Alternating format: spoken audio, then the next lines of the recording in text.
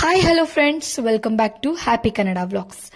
ಇತ್ತೀಚಿನ ದಿನದಲ್ಲಿ ಸಾಮಾನ್ಯವಾಗಿ ವಯಸ್ಸಾಗಿರೋರಲ್ಲಿ ಮಂಡಿ ನೋವು, ಕಾಲ್ ನೋವು, ಕೀಲ್ ನೋವಾಗಿರ್ಬೋದು, ಮೈಕೈ ನೋವಾಗಿರ್ಬೋದು, ಒಂದು ಸ್ವಲ್ಪ ಕೆಲಸ ಮಾಡಿದ್ರೆ ಸಾಕು ಬಹಳಷ್ಟು ಮೈ ಭಾರ ಅನ್ಸೋದು, ಅವರಿಗೆ ಎಲ್ಲೂ ಕೂಡ ಓಡಾಡ್ಲಿಕ್ಕೆ ಅದೆಲ್ಲ ಕೂಡ ಸಮಸ್ಯೆನ ನಾವು ನೋಡಿರ್ತೀವಿ.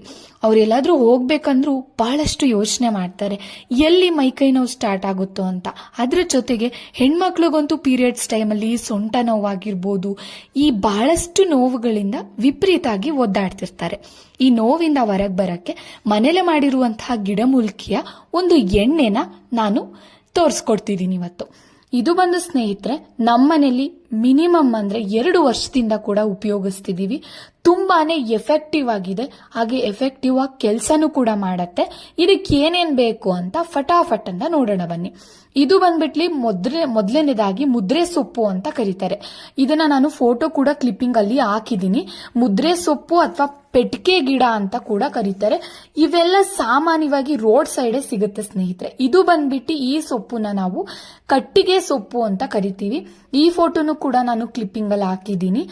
ಇನ್ನ 3ನೇದ್ ಬಂದ್ಬಿಟ್ಟು ಶತಾವರಿ ಗಿಡದ್ದು ಸ್ವಲ್ಪ ಗಿಡನ ತಗೊಂಡ್ ಬಂದಿದೀವಿ. ಬೇರನ್ನು ಕೂಡ ಬಹಳ ಆಯುರ್ವೇದಿಕ್ಗೆ ಉಪಯೋಗಿಸ್ತಾರೆ.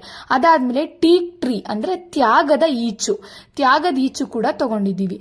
ಅದಾದ ನಂತರ ಇಲ್ಲಿ ಒಣಗಿಸಿರುವ ಬೇವಿನ ಸೊಪ್ಪನ್ನ ಕೂಡ ತಗೊಂಡಿದ್ದೀನಿ. ಬೇವಿನ ಸೊಪ್ಪನ್ನ ನೀವು ಒಣಗಿಸಿ ತಗೋಬಹುದು, ಹಾಗೇನು ತಗೋಬಹುದು. ಇದು ಬಂದ್ಬಿಟ್ಟು ಎಳ್ಳೆಣ್ಣೆ ಅಂತಂದ್ರೆ ಎಳ್ಳೆಣ್ಣೆ ಅಂತ ಹೇಳ್ಬಿಟ್ಟು ಅಂಗಡಿಲಿ ಹೋಗಿ ಇಲ್ಲ ಇದನ್ನ ಸ್ಕ್ರೀನ್ ಶಾಟ್ ತಗೊಂಡೋಗಿ ಕೇಳಿದ್ರು ಈ ತರ ಆಯಿಲ್ ನ ನಿಮಗೆ ಕೊಡ್ತಾರೆ.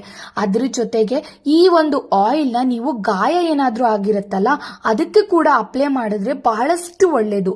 ಇನ್ನೊಂದು ತಟ್ಟೆಯಲ್ಲಿ ನಾನು ಜೀರಿಗೆ ಜೊತೆಗೆ ಸ್ವಲ್ಪ ಕಾಳ್ಮೆಣಸು, ಸ್ವಲ್ಪ ಅರಿಶಿನ, ಚಕ್ಕೆ ಮತ್ತೆ ಲವಂಗ ಜೊತೆಗೆ ಸ್ವಲ್ಪ ಓಂಕಾಳು ಇದಿಷ್ಟನ್ನು ಕೂಡ ತಗೊಂಡಿದ್ದೀನಿ ಈ ಎಣ್ಣೆ ಮಾಡೋದಕ್ಕೆ.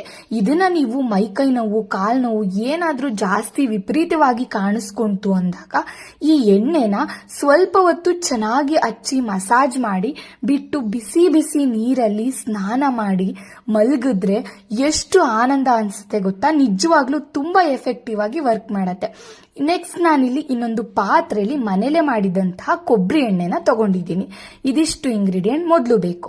ತಟ್ಟೆಲಿ ಏನೇನು ತಗೊಂಡಿದ್ದೆ ಅದಷ್ಟನ್ನು ಕೂಡ ಫಸ್ಟ್ ಮಿಕ್ಸರ್ ಅಲ್ಲಿ ಹಾಕಿ ಅದ್ರ ಜೊತೆಗೆ ಪ್ರತಿಯೊಂದು ಸೊಪ್ಪುಗಳನ್ನು ಒಂದೊಂದಾಗಿ ನಾವು ಮಿಕ್ಸರ್ ಮಾಡ್ಕೋಬೇಕು.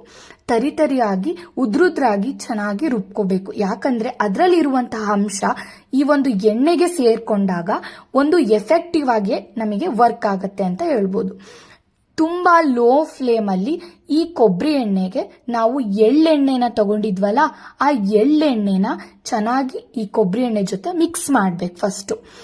ಅದ್ರ ಜೊತೆಗೆ ಮೀಡಿಯಂ ಫ್ಲೇಮ್ ಅಲ್ಲೇ ಇರಬೇಕು. ಯಾವುದೇ ಕಾರಣಕ್ಕೂ ಕೂಡ ಲೋ ಫ್ಲೇಮ್ ಬಿಟ್ಟು ಹೈ ಫ್ಲೇಮ್ ನ ಹಾಕೋಂಗಿಲ್ಲ.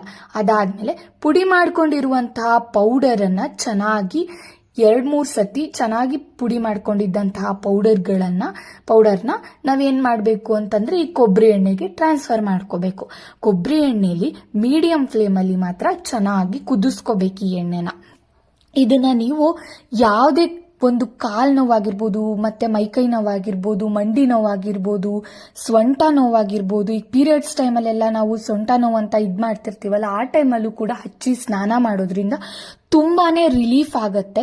ನಾವು ಇಂಗ್ಲಿಷ್ ಮೆಡಿಸನ್ಗೆ ಹೋಗೋದಕ್ಕಿಂತ ನಿಮ್ಗೆಲ್ಲ ಸಜೆಸ್ಟ್ ಮಾಡ್ತಿದ್ದೀನಿ. ಈ ಒಂದು ವಿಡಿಯೋ ನಿಮ್ಗೆ ಇಷ್ಟ ಆಗಿದ್ರೆ ಲೈಕ್ ಮಾಡಿ, ಶೇರ್ ಮಾಡಿ, ಹಾಗೆ ಸಬ್ಸ್ಕ್ರೈಬ್ ಮಾಡೋದನ್ನ ಮರಿಬೇಡಿ. Thank you.